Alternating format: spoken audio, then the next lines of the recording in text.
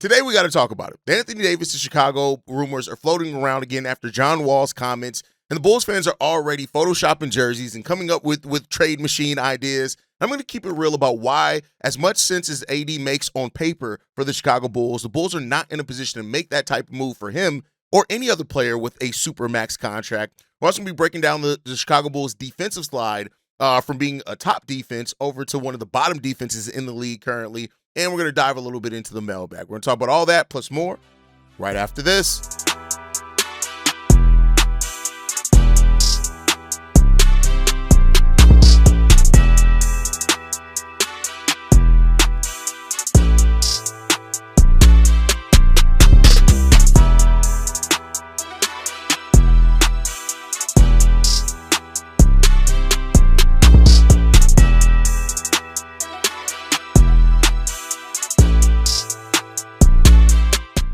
What's going on, Bulls fans? Welcome to another episode of Chicago Bulls Central, your number one spot for everything Chicago Bulls related. I'm the host there, Haize, but more importantly, you guys can follow the channel at Bulls Central Pod on every social media platform we happen to be on. With that said, let's go ahead and get into this content for today, y'all. And okay, so Anthony Davis rumors. That's really been the thing surrounding the Bulls news cycle. And, you know, it comes at a time where the Bulls have also been losing basketball games. We're in a 4-game losing streak. So it's already going to, help whet that appetite of Bulls fans that want to see this Bulls team drastically improve their roster, right? Like, and like the thing that's been stood out is that the Bulls are giving up some big games to star-level players. But then when you look at the Detroit game, we've given up some big games to not star-level players. Shout out to Paul Reed, who's great, but that stat sheet he put up was crazy. And, while I get that, and on paper, I want to be clear, Anthony Davis as a two-way big that makes sense for the Chicago Bulls on paper and stylistically makes sense for the Chicago Bulls, this isn't the type of target that the Bulls need to be focused on right now, despite him being from Chicago. That matters not in a case like this, right? Now, this all kind of started because Nico Harrison got fired. Reportedly, he was one of the biggest voices in that Dallas Mavericks organization that wanted to keep Anthony Davis there. And now with reportedly Mark Cuban being back, who is a minority owner but has been kind of kept away from basketball decisions, reportedly that was maybe in due to a little bit with Nico Harrison, is that now, they are looking at all options, including blowing up that Dallas Mavericks roster. So that's going to naturally lead to them wanting to be in a spot where they want to stack assets and things like that. This is a team that they have their own draft pick this year, which could actually bode well for them considering what their record is right now and adding some young talent with Cooper Flagg. But they don't have control over their own first-round pick outright again to 2031. And so between pick swaps and outright trading first-round picks, to get players like Daniel Gafford and P.J. Washington in the building to build that championship caliber roster around Luka, then trading Luka away, they're going to be looking to recoup a lot of assets. And that's where things just initially start not making sense for the Chicago Bulls. Let's just look at the contract, right? Anthony Davis, on average, is going to be making about $60 million per year. Over the next 3 years. And this is a Bulls team that just cleared bad salary in Zach LaVine's contract of $45 million, being one of the reasons why they wanted to move that off so they can have more flexibility to build a full roster. And one of the problems is that you're paying Anthony Davis $1 million per game because he only averages playing 60 games per season. And we'll talk about that here in a second as well, which is one of the concerns. But with the Bulls just clearing their roster of overpaid, bloated contracts while getting all their draft capital back, does it make sense for less than a year after that to turn around and trade most of those things? Because you're going to have to trade draft capital because that's what the Dallas Mavericks are looking for. You're also going to have now another bloated contract on a player that's even more injured than what Zach LaVine has been on average. That just doesn't make sense for the Chicago Bulls. And I get it, Bulls fans. I understand the way the player that Anthony Davis is when he's on the court is great, right? And with the Bulls having around $90 million in expiring salary, it's naturally going to lead people also to look at and say, hey, let's use that money because it's expiring anyway to go out and get a guy like Anthony Davis. But the problem then becomes about you now have traded so much of your depth, right, to acquire one piece that is often injured. And even if they fit on your roster, it just doesn't really make sense, right? It doesn't make sense for the Bulls to take up so much of their cap space to eat for Anthony Davis. And for the people that say, well, Haize, rather than pay Kobe White $30 million, I'd rather play Anthony Davis $60 million. This dude can be an MVP caliber player. Okay, let's address that, right? Kobe White's $30 million, even if he does get that, still adds so much flexibility to build out your bench. So many people just talked about and realized that one of the reasons the Bulls did not have a lot of mobility and one of the reasons we were stuck into that roster that nobody liked is because huge contracts strap you in. And that's not where the Bulls are ready. If the Bulls were already this team that had went on huge playoff runs and was, like, for example, the Minnesota Timberwolves, a team that's been, in the conference finals the last couple of years. If you were that team, you're more apt to make a big move, right, to get in a type of player like that because that may get you over the top. One of the biggest things that this front office did that was bad for the building of the team is they went too far in on players and big contracts just to become a playoff team. And so for those that have been saying, oh my God, Kobe White's contract is going to completely ruin us, you now want Anthony Davis' contract, who is less healthy than Kobe White? Come on, man. What are we talking about? What are we being real about here? Stop being so thirsty for the names that you ignore how you build teams. If Anthony Davis was a player that alone with his presence turned you into a championship team, guess what? The Dallas Mavericks would not be looking to move him. They wouldn't be. Guess what? The Lakers would not have moved him. Well, they may still move him for Luka. That's a different case. But Anthony Davis is good. He's great when he's on the court. He's just too often injured to bet on his production on the court. It just is. He's now, stylistically, the type of two-way big, if you can find a two-way big like Anthony Davis, or even just a defensive presence like Anthony Davis can be in the paint as far as blocking and deterring shots and being on-ball defense, great, right? But then, like I said, we get into this area too. He's played over 60 games once since the 2019-20 season. And in that one season that he did, he played 76, which is inflating his numbers, but he's still only averaging 60 games played since the 2019-20 season. That's just not good numbers, right? So Anthony Davis is the right type of player, but at the wrong time, at the wrong money, and at the wrong level of acquisition. Now, if you're talking about Anthony Davis was a free agent this offseason, I'd be all in for the Bulls using some of their cap space to go after a player like Anthony Davis because guess what? Even if he doesn't work out, we have depth, right? We still are able to get that. But trading for a player in the midst of a $60 million contract, that then for 3 more years, then that is your team. And don't get me wrong, like I said, I think Anthony Davis and Anthony Davis catching lobs from Josh Giddey would be great to see. It'd be fun to see, and it would be effective. But you still got to factor in you cannot miss the forest for the trees. And that's what this move would be for the Chicago Bulls. And same to go for like a Ja Morant. Now, Ja Morant's contract isn't nearly as big as like Anthony Davis, but the Ja Morant thing doesn't make sense because the position point guard is already filled. We've already seen from back when you don't want to move Josh Giddey to being off ball. Like, yeah, he's grown as an off ball player with Trey Jones, but that's partly because Trey Jones isn't an offensive minded player. He's defense first that will make some shots for you. So the same thing kind of goes for Ja Morant as well. I get it that the Bulls, with their expiring contracts, and I do think this, and I've said this multiple times, the Bulls should be looking to explore any player that they feel is not going to be part of their future. They should be looking to explore moves for those players between here and the trade deadline, whether they're expiring or anything else. If you know they're not part of your future plans, look to move those guys, see what you can get back, whether it's flexibility, whether it's stacking a couple of draft assets, whatever it is. And I don't even know if AK is going to do that because if the Bulls are winning, which now they're back to 9th in the Eastern Conference, but if they do turn it around, start winning again at a higher level, the AK is not going to want to give up those players. It's just the fact of the matter, right? And so I think right now we got to practice patience. And I go back to some of the words that AK said at the start of the season at Media Day. We will not be skipping steps. They skipped steps last time, and then that led you locked into a roster that, while on paper was built, if Lonzo was healthy, was going to be built perfectly fine and probably be one of the top 6-7 teams in the Eastern Conference. You cannot lose sight of where you are right now in your direction to just strap yourself back in to long-term bad money. The Bulls are not in that space. They're not in that position to do so, and it would be so damaging to the direction that we started to build with this team to do that. And again, I want to make sure that everybody's clear on this.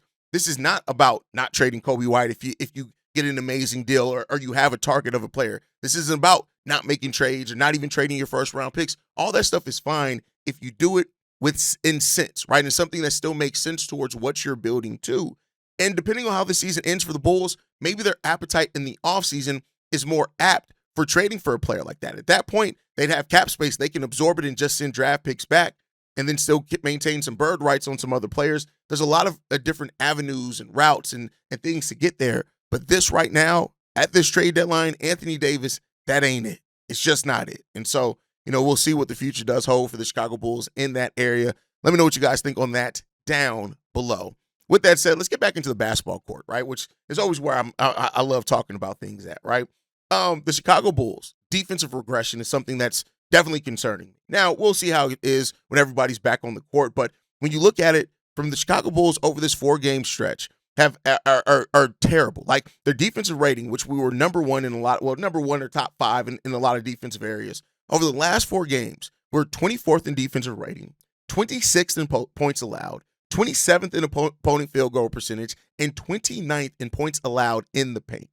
Now, while we were always a team that gave up a lot of points in the paint, the thing is that the Bulls were competing and closing out on three-point and perimeter shots enough that we still forced teams into inefficient shooting out on the perimeter, but we were giving up points in the paint. Now, when you look at that, the Bulls we've still given up huge number of points in the paint. We're 26th in points allowed in the paint, even when we went on a 5-0 run, right? We were holding teams to the 9th lowest field goal percentage and 7th lowest 3-point percentage in basketball, right? So getting killed at the rim was just a byproduct of making sure that we were playing good perimeter defense. But now our perimeter defense is also completely in the toilet as well as also with the rim. We right now are giving up 66 points in the paint. We gave up 66 points in the paint to Detroit, which is crazy, right? And 40 points outside the arc. That's 106 points right there on efficient shooting, right? So, yeah, you look at nights where, like, Giannis had 40.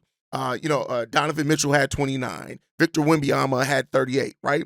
Even when those players, like, when we did that, you were actually containing better players, right? Like, let's look at the start of the season.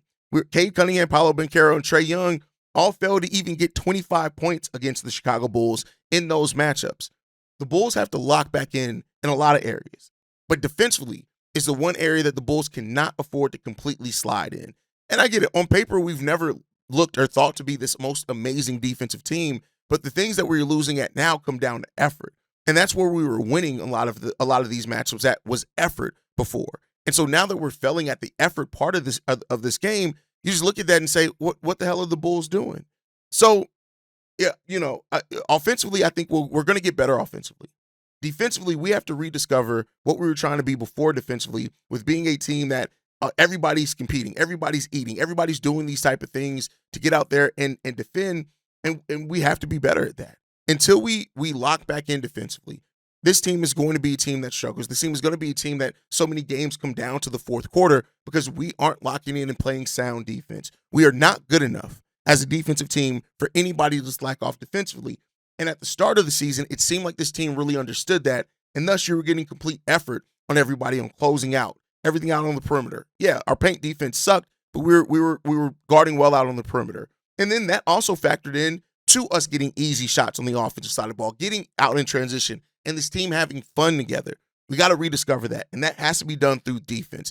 Defense is the next level of unlocking our offense. I said that. I had a whole episode on that before the season even started, and then at the start, it seemed like they understood that and they were playing within that. We got to get back to that, and we got to get back into that consistently if we want to be a team that can actually win basketball games at a higher level. I trust that we can do it. Will we do it? That's a different question, and we'll see what that comes down to. But for us to do that, which leads us to our next topic, the young players, everybody has to be involved in that. Ayo Dosunmu, Matas Buzelis, and Josh Giddey sat down as a group to have an interview with Tommy Alter, talking about on a podcast. And they talked about the bond that this team has. But more importantly, a clip that everybody has kind of gone viral at this point is Matas Buzelis talking about Billy Donovan. He said this: "We do a lot of numbers and analytics.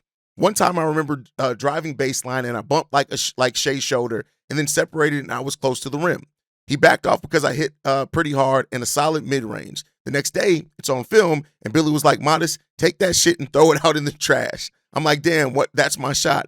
Everyone is in here. Your heart drops. Oh, dang, I'm not going to shoot that again." That's the thing. That's the thing with Billy. He's going to be straight up with you. You have to respect it. Now, we've seen and talked about Billy Donovan starting to fall back into allowing his veterans to kind of run the roost, right? Do things that are outside the game or not sit those guys when we matter the most.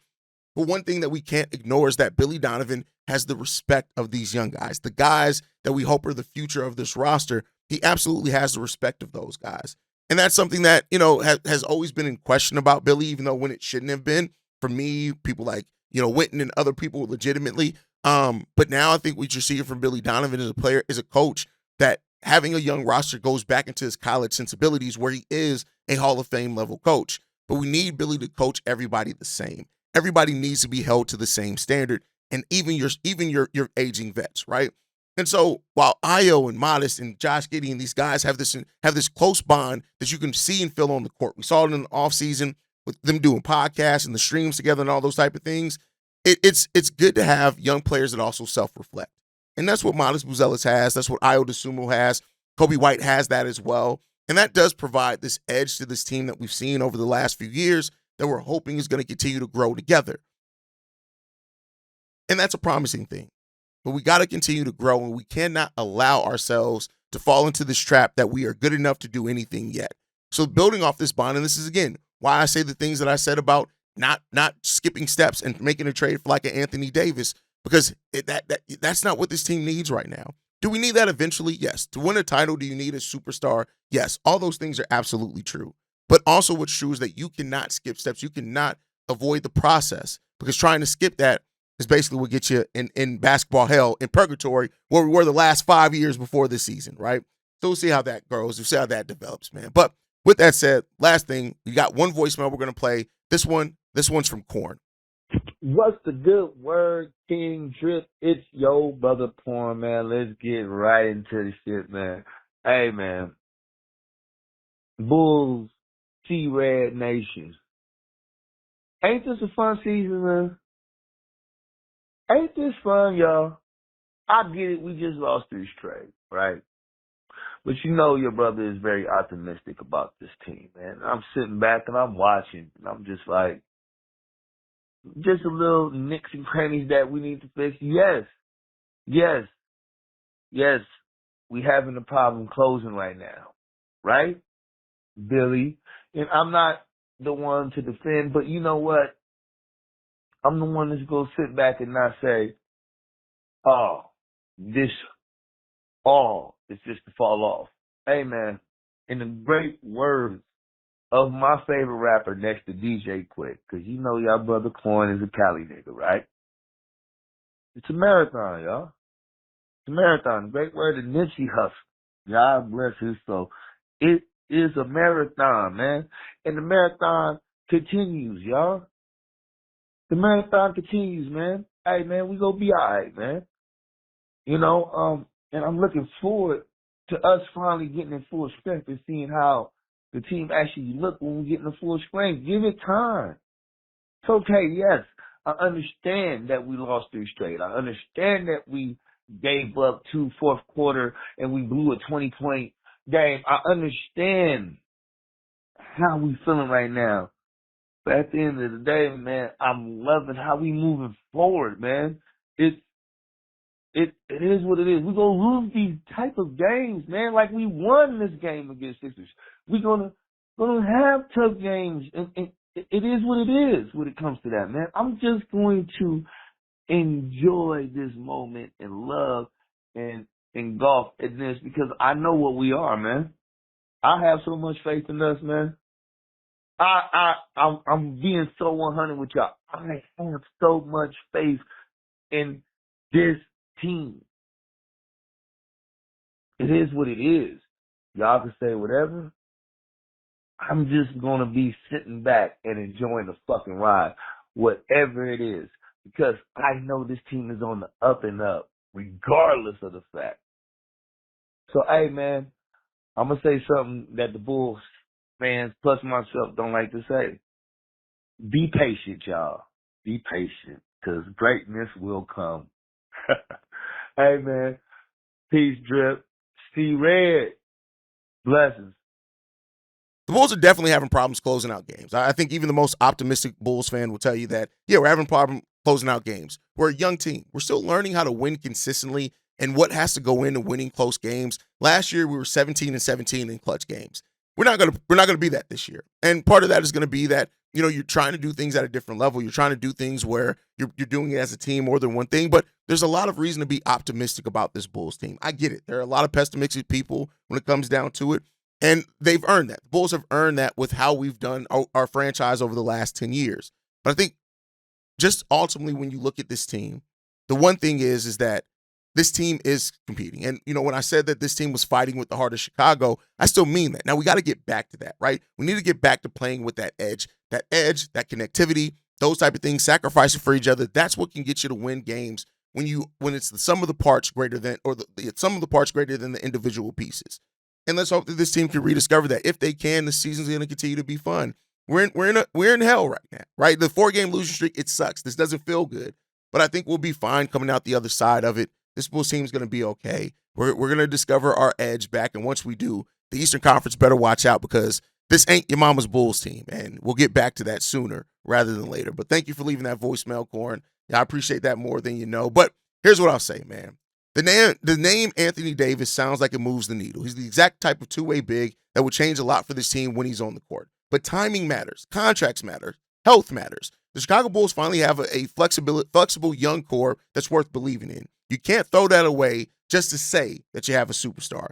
The bigger concern right now is getting that defensive edge back for the Bulls, fixing the paint issues, and learning how to close games. The good news, the chemistry between Josh Giddey, Ayo Dosunmu, Kobe White, Matas Buzelis, and the rest of this group, Trey Jones, it's real, right? And they're clearly buying into the culture that we're trying to build here in Chicago. But let me know how you guys feel down below on everything. Would you still trade for the Anthony Davis contract with his health, history, and all that to add to this Bulls core? Drop your thoughts down below. You guys can follow us at Bulls Central Pod. You can send us any feedback, questions, comments, concerns, bullscentralpod@gmail.com. And lastly, if you want to leave a text message and our voicemail for the mailbag, the number to do so, 773-270-2799. We are the #1 spot for everything Chicago Bulls related, but that is thanks to you, lovely and beautiful people. And like I like to end every episode on, be safe out there, see red, and always go Bulls. Love you guys. Peace, y'all. This has been a presentation of the Break Media.